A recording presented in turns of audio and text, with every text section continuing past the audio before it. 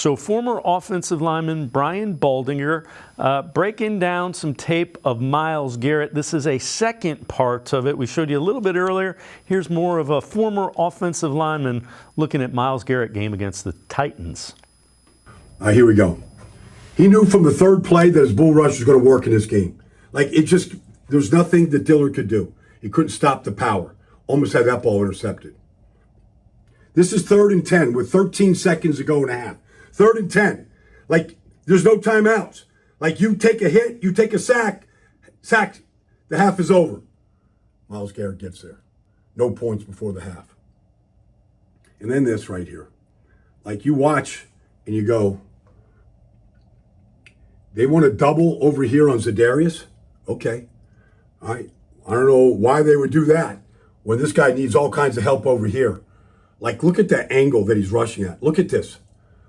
Look at the power angle right here. It's not going to stop until he hits Tannehill and takes him down. What a day for Myles Garrett. We've seen T.J. Watt. We've seen Nick Bosa win Defensive Player of the Year. Maybe it's time for Myles Garrett. And again, Casey, one of the reasons we like looking at Brian Baldinger, that gives you a technical perspective from somebody who's tried to stop a guy like Myles Garrett. What can you say?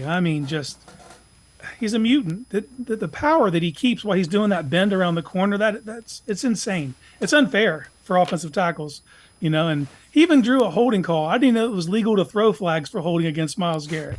It's almost like he's Shaq in the 90s. It's a different game for him.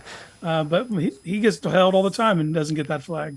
But if it's an indication of the respect he's starting to get, maybe they'll see more of him. Baldy's right. Why? And that's the thing. This defensive line is very talented, and it can hurt you in a myriad of different ways. But if you're going to double team Zadarius and you're going to leave someone on the island with Myles, you're just setting your player up to fail. Yeah.